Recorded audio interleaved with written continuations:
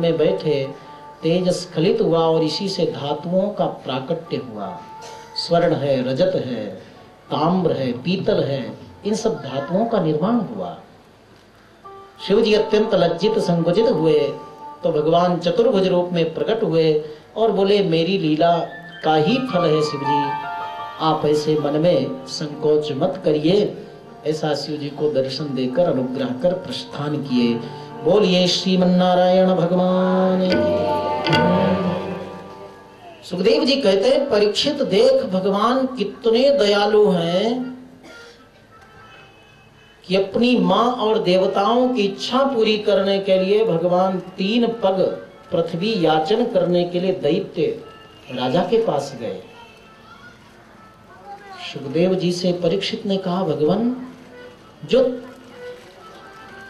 त्रिलोकीनाथ कहलाता है, जो जगन्नाथ कहलाता है, जो विश्वंभर कहलाता है, वो एक दैत्य के द्वार पर 3 पग पृथ्वी मांगने के लिए क्यों गए? बले पदत्रयं भूमे कस्मात् हरिरयाचत भूते स्वरः कृपणवत लब्धार्थोपि बबंधतम। एक कृपा करके जरा विस्तार से सुनाइए। सुखदेव जी महाराज कहते हैं, राजन, देवासुर संग्राम जब हुआ, असुर पराजित हुए, लेकिन असुरों के गुरु शुक्राचार्य की कृपा जब हुई तो सारे असुर फिर समर्थ बन गए। फिर तो शुक्राचार्य जी ने ऐसा यज्ञ कराया कि उस यज्ञ में पूर्णाहुति में एक दिव्य रथ निकला, युद्ध की सामग्रियां उसमें थी। प्रहलाद जी वहां उपस्थित होकर बलि महाराज को विजय की माला पहनाई, ब्राह्मणों ने स्वस्ति वाचन कर आशीर्वाद दिया, और इधर इंद्र को सांप लग गया था। रास्ते में जा रहे थे, उधर से दुर्वासा आ रहे थे। दुर्वासा जी ने माला पहनाई तो इंद्र ने माला को उठाकर हाथी को पहना दी। हाथी ने पैर के नीचे कुचल दिया तो दुर्वासा जी ने शाप दिया, मेरे सामने मेरी माला का इतना अपमान, जाओ तुम्हारा ऐश्वर्य वैभव सब नष्ट हो जाए। इसलिए भगवान को चढ़ी हुई माला, तुलसी पुष्प को ऐसी जगह नहीं फेंको जहां तिरस्कार हो। उसको लेकर समुद्र में, नदियों में, तालाब में, पुष्प बगीचे में डाल देना चाहिए। साप भी लगा और इधर गुरु और धर्म सत्कर्म का बल दैत्यराज बलि के पास है। इस सब सामर्थ्य प्राप्त कर इंद्र पर चढ़ाई की, इंद्र के लोक पर विजय प्राप्त कर लिया दैत्यराज बलि ने। देवता यत्र तत्र भटकने लगे, रोने लगे, भगवान की शरण में गए। भगवान ने मना कर दिया। तब अपने पुत्रों को दुखी देखकर मां अदिति ने पति कश्यप से प्रार्थना की, ऐसा सूरवीर तेजस्वी ओजस्वी पुत्र मुझे दीजिए कि बिना झगड़ा विवाद किए दैत्यों से संपत्ति छीनकर मेरे पुत्र देवताओं को दे दे। कश्यप जी के द्वारा बताए हुए व्रत को मां अदिति ने बड़े संयम से पालन किया है। फाल्गुन शुक्ल पक्ष प्रतिपदा से 12 दिन का ये पयो व्रत होता है। पहले दिन माताएं खीर बनाकर हवन कर पूजन कर उस खीर का 1 कौर खाती हैं। द्वितीय दिन 2 कौर, तीसरे दिन 3 कौर खीर खाती हैं। ऐसे 12वें दिन 12 कौर खाती हैं। 1 कौर खीर खाकर पूरे दिन रहना कितना कठिन है, लेकिन तभी तो श्रेष्ठ संतान मिलती है। अदिति मां ने इस कठिन व्रत का पालन किया। पयो व्रत के पूर्ण होते ही शरीर रोमांचित हुआ, पुलकित हुआ, आनंदित हुआ और सर्वेश्वर भगवान उनके हृदय में आकर विराजमान हुए। 12 दिन जब परिपूर्ण हुए तो ठीक दिन में 12 बजे द्वादश्याम सविता तिष्ठन् मध्यम दिन गतो नृप विजयानाम सा प्रोक्ता यस्याम जन्म विदुर हरिः। मध्याह्न काल में अभिजित मुहूर्त था। भाद्र शुक्ल पक्ष की द्वादशी का दिन था। सूर्य आकाश में पूर्ण रूप से तप्त हो रहे थे। उसी समय भगवान वामन अंगुल का स्वरूप लेकर के मां अदिति के समक्ष उपस्थित हुए। आकाश में नगाड़े बजने लगे, गंधर्व गान करने लगे, अप्सराएं नृत्य करने लगी, देवता स्तुति करने लगे, पुष्प वृष्टि होने लगी। बोलिए वामन भगवान की। भगवान वैसे ही सुंदर, और बाल रूप में तो कितने सुंदर दिखते होंगे। विलक्षण स्वरूप भगवान का उपनयन संस्कार हुआ।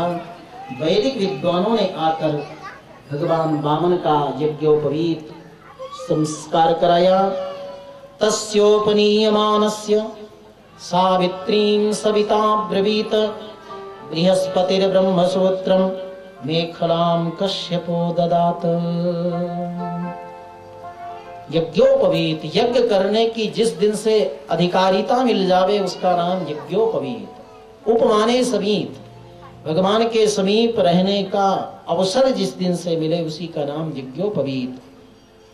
यज्ञोपवीत संस्कार होते ही स्वयं साक्षात देवी सविता ने गायत्री मंत्र का उपदेश दिया। कश्यप ऋषि ने मेखला प्रदान की। बृहस्पति देवताओं के गुरु ने यज्ञोपवीत दिया। भूमि ने कृष्ण मृग चर्म दिया और साक्षात सोमदेव ने दंड दिया और माताओं ने कौपीन आदि वस्तुएं भेंट की और दिव्य भगवान का सुंदर ब्रह्मचारी स्वरूप बन गया। एक हाथ में क्षत्र है, एक हाथ में कमंडल दंड है, सुंदर यज्ञोपवीत, कटी भाग में मेखला, चरण में पादुका, सुंदर चोटी, ऐसा दिव्य तेजस्वी स्वरूप लेकर मां के चरणों में प्रार्थना किए। मां तेरी क्या इच्छा है? अदिति मां ने कहा, दैत्यों से राज्य स्वर्ग का छीनकर मेरे पुत्र देवताओं को दो, यही मैं चाहती हूं। वामन भगवान ने कहा, यह काम तो बहुत कठिन है। इस समय दैत्यों के ऊपर धर्म का, उनके सत्कर्म का, विप्रों के प्रति आदर का और उनके गुरुदेव की कृपा, इसलिए मैं स्वयं ब्रह्म भी उस दैत्यराज बलि से युद्ध नहीं कर सकता। ये सब चीज के सामने भगवान भी झुक जाते हैं बंधुओं। लेकिन मां तेरी इच्छा भी मुझे पूरी करनी है। मेरे सामने धर्म संकट है, मैं अपनी मां तेरी इच्छा जरूर पूरी करूंगा। मुझे चाहे बलि के द्वार पर भिक्षुक बनकर जाना पड़े तो भी मैं तेरी कामना पूर्ण करूंगा। मां की कामना पूर्ण करने के लिए भगवान भिक्षुक बनकर राजा बलि के द्वार पर जाते हैं।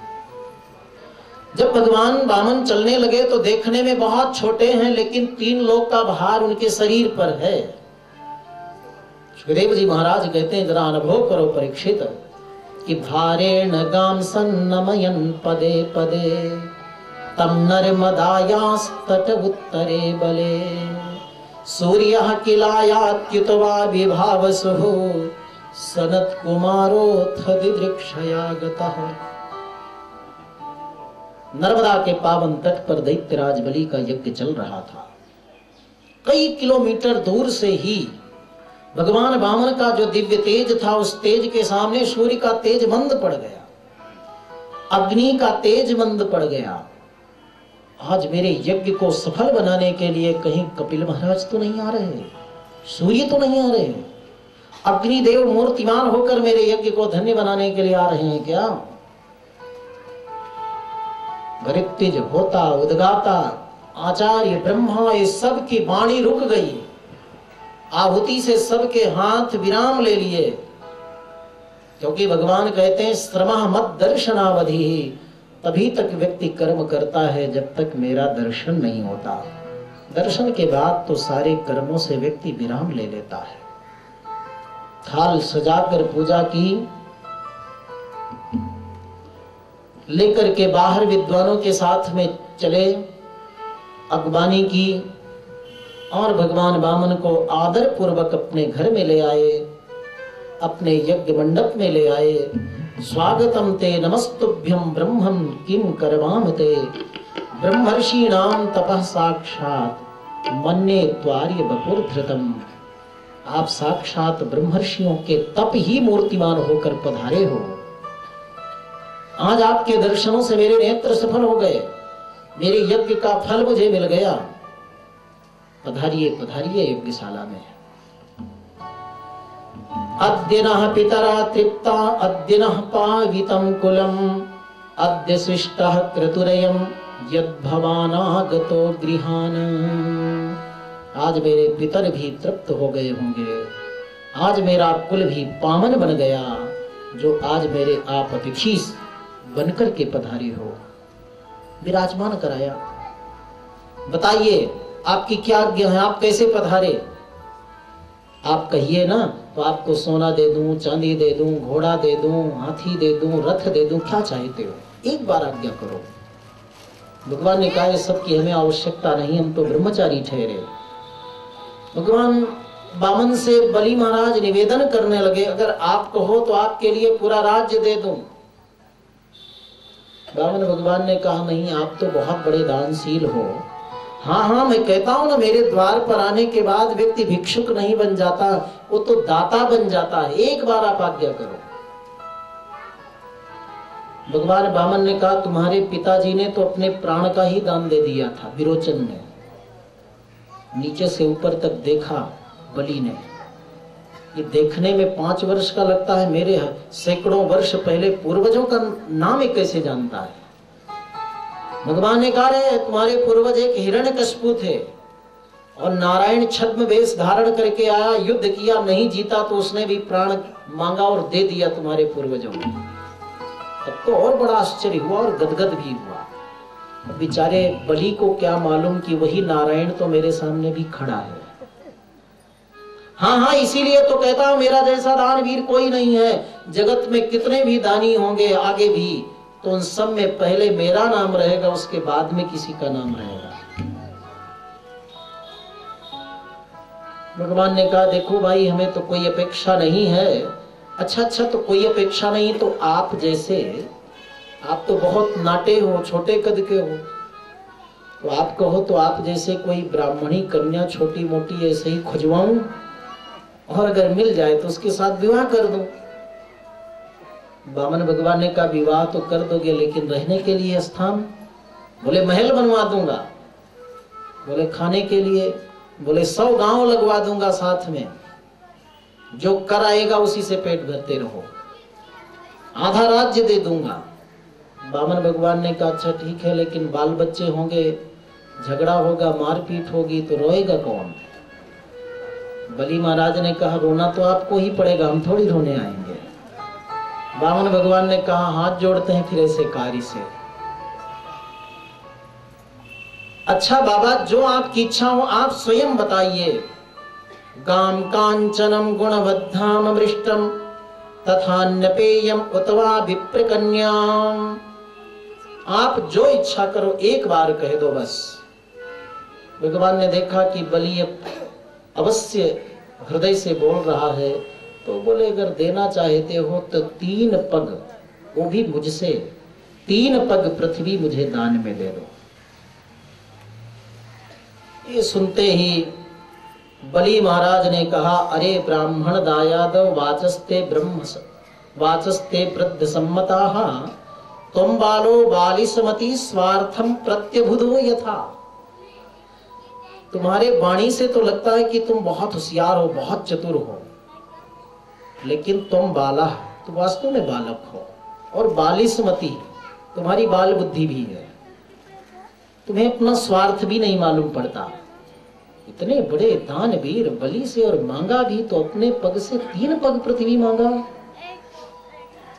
कम से कम मेरा तो ध्यान रखना था कि ऐसे राजा से इतनी कम वस्तु का मैं याचन कर रहा हूं। सुनकर भगवान बामन ने कहा देखो, संसार की सारी वस्तुएं व्यक्ति को मिल जावे तो भी कम है। हमने बड़े बड़े राजाओं को देखा है और सुना है, वैन्य गद आदि राजा थे, चक्रवर्ती राजा थे, लेकिन उनकी तृष्णा का अंत नहीं था, इसलिए वो भी असंतुष्ट ही रहे, और हम तो ब्राह्मण ठहरे। यदृक्षयोपपन्नेन संतोषो मुक्तये स्मृतः। अपनी इच्छा से आई हुई वस्तु पर संतोष रखने से मोक्ष मिलता है। यदीक्षालाभ तुष्टस्य तेजो विप्रस्य वर्धते। स्वेच्छा से प्राप्त वस्तु पर संतोष करने वाले विप्र का तेज बढ़ता है।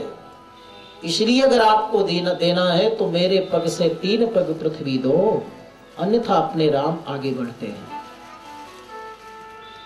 3 पग पृथ्वी संकल्प देकर ही लेने की बात सुनकर शुक्राचार्य जी का माथा ठनका। दैत्यराज, दैत्य के जो गुरु हैं, उन्होंने इशारा किया, बलि बेटा 3 पग पृथ्वी दान में मत देना, 2.25 दे देना, 3.25 दे देना। बोले क्यों गुरुजी?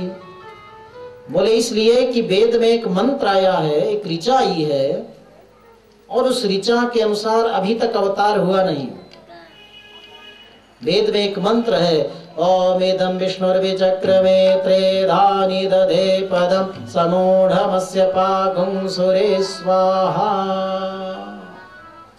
और इसका अर्थ है कि वो सर्वव्यापी विराट पुरुष विष्णु अवतार लेगा और 3 पग से सारे ब्रह्मांड को नाप लेगा।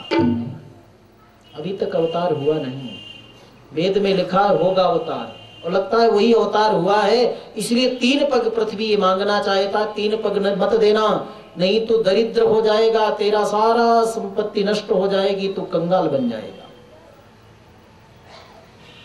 बलि महाराज ने कहा, क्षमा करिए गुरुदेव, आज आपकी आज्ञा का पालन नहीं कर सकता। कितने मुश्किल से तो मैंने तैयार किया दान लेने के लिए। युद्ध में प्राण को त्यागने वाला व्यक्ति सहज रूप में मिल जाता है, लेकिन उत्तम पात्र यदि मिल जावे तो उसको दान देने वाले व्यक्ति बहुत कम लोग मिलते हैं। ऐसा उत्तम पात्र, और अपने मुख से मैंने कहा, अब किस तरह मैं उसको मना करूं, मैं आपकी आज्ञा का पालन नहीं कर सकता। शुक्राचार्य जी ने साप भी दे दिया, जाओ तुम अपने वैभव से भ्रष्ट हो जाओ। बोले वो स्वीकार है। बलि ने कहा, मेरे दोनों हाथ में लड्डू हैं, अगर ये सामान्य बालक है तो 3 पग से 3.25 पग दान नहीं ले सकता पृथ्वी का, और यदि साक्षात विराट पुरुष विष्णु ही है और मेरा राज्य भी छीन लेगा, तो जब तक चंद्र सूर्य पृथ्वी रहेगी तब तक लोग याद करेंगे कि वो विश्वंभर, वो त्रिलोकीनाथ, वो जगन्नाथ स्वयं याचक बनकर के बलि के द्वार पर आया था, और बलि ने उसको इच्छा को पूर्ण किया, उसको सर्वस्व दान दे दिया। ऐसे लोग याद करते रहेंगे, इसलिए मेरे लिए तो कोई दिक्कत नहीं। संकल्प पढ़ने लगे। भागवत में तो नहीं है, लेकिन अन्य पुराण में है कि टोटी में रुक गए कीट बन करके शुक्राचार्य जी। तो भगवान ने एक लकड़ी चलाया, एक आंख फूट गई। किसी को सत प्रेरणा, सत दृष्टि नहीं दे सकते तो रोक क्यों सकते हो? रोको भी मत। धर्म की, सत्कार्य की प्रेरणा दो, उसको दृष्टि दो, मार्गदर्शन दो। भगवान ने एक आंख साफ कर दी। संकल्प पूरा हुआ। संकल्प पूर्ण होते ही भगवान ने अपने त्रिविक्रम रूप को धारण किया। देखते देखते भगवान का श्री चरण भूवर लोक, स्वर लोक, जनलोक, सत्यलोक, तपलोक ऊपर तक पहुंच गया। चरणों को धुला था, आवरण के जल से टकराया श्री चरण। धुलता हुआ जल केसर का नीचे आ रहा था, कमंडलों में ब्रह्मा जी ने रख लिया, वही आगे चलकर गंगा जल होगा। दूसरा श्री चरण भगवान ने बढ़ाया तो अतल वितल सुतल तलातल रसातल पाताल में पहुंचा। सामने हाथ जोड़कर बलि महाराज खड़े हैं। कुछ लोगों ने कहा जिस रूप में था उसी रूप में इसको दान दीजिए, ये जादूगर है। बलि महाराज ने कहा जो भी इनको जादू करना हो करने दो, आज मैं कुछ नहीं बोल सकता। भगवान ने कहा 3 पग दान के लिए संकल्प किया था, 2 पग पूरे हुए, बता तीसरा पग कहां रखूं? कितनी कड़ी परीक्षा लेते हैं भगवान। बलि थे वो भी कह सकते थे इस रूप में थोड़ी मैंने दान दिया था, जिस रूप में थे उस रूप में दान लो। लेकिन भक्त परीक्षा देता है। और देखो सतपथ पर चलने वाले व्यक्ति की ही परीक्षा होती है संसार में। किसी भी युग में देख लो, सीता जी की परीक्षा हुई, शूर्पणखा की परीक्षा लिया गया किसी ने? नहीं हुई। अनसुईया जी की परीक्षा हुई, हरिश्चंद्र की परीक्षा हुई, मूरध्वज राजा की परीक्षा हुई, हरिश्चंद्र की परीक्षा हुई। सबकी जो सतपथ पर चलते हैं उन्हीं की परीक्षा होती है। अरे जिसमें योग्यता होगी वही तो परीक्षा दे सकता है। भगवान कड़ी परीक्षा लिए, किंग कर्तव्य विमूढ़ हो गए, कुछ सोच नहीं पा रहे थे।